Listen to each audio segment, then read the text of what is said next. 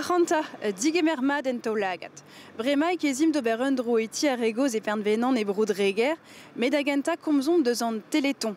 Abadenou a vo aozet un tammik e pepler e France a ed an diben zizun gant kivridigechou a bev seurt. Arpal a zo souten an enklas var ar myopatiechou a klinvejou genet e groez, deon da velet Mikel Konk hag a aoz d'ar voujou e bro an aberioù. Chikour an enklas kerien a skoazel ar familloù eo pal an téléthon. An darvoud zo bekrouet e 1906 a pevar ugen, hag ezomou a zo atao. Ne ket echu an enklaskou. A bo e treganloaz e maer o klask diskoulmou evit ar klinvejou rouez pe genetik. E ed er varaok, bugale a zo bet paret, ar blavechou diveza. Met ket tout, meur a glanvet zo c'hoaz an o deus kebet an diagnostik. Aba oe tregon voa e vez aozet abadenou evit an téléthon gant Mikael e bro an iroaz, e va berouan a zo tapet gant ur viopatiez. Gouzout madara pe gen pouezus eo an darvoud evit ar familloù.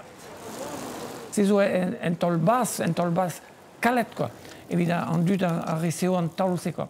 E ruzaman ez eus deus an téléthon.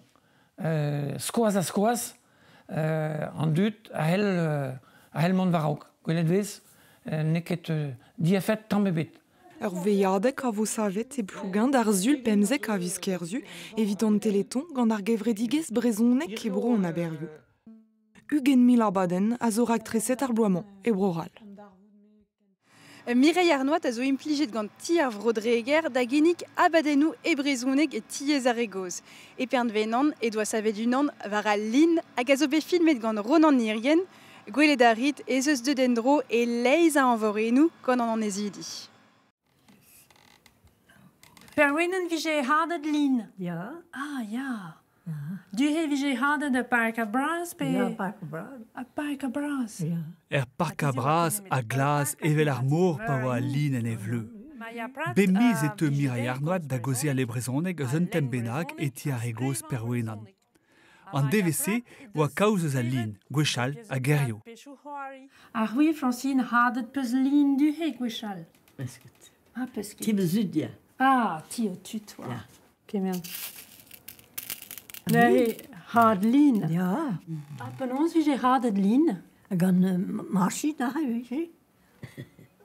A violons, vije ket gwelet ar violons d'antan? Mem gebezon, ja. Ja. A vije gwed, ja. Vije, pa vije tennet, vije ledet a lin. Ledet, ja. Ja, vije hadet a lin. Ja. Ah. Gwele peus Mak had gwed lin. ha lin was. Poa ke gwele c'hoaz. Non. En na hemeus gwed mat don heye. Ah, ja, ha dur. Ok, ok. Oh, ja. Hat fin hag a vez kavet e bleu kloz a lin sehet. Greun a gaver e bas. Hadet e veze, ro e veze da hezek pa veze bontet pe stanket, hag implijet d'ober kataflam ouz a pas pe eoul. Blant de bra vije tennet a lin a pas troc'het a lin ved an eid. E ben just a war blande o solut an neut a zo barz, an se war ten an tout. A linen vije laket war an douar hag an a glav, hag an neol, hag a loar, a me war me. Vije deuet a veñ gris, deuet a veñ un tamm brain, quoi. Ja, ja. A pa vije brain vese, oa moyen tenan a c'hoat, Ah, ja. a gorzen, Ja. vit tapout an neut a zo barz, an neut lin. Hui war Roland prav e gwed gant neut lin. Eus ket gouet. Non, peus que gouvet.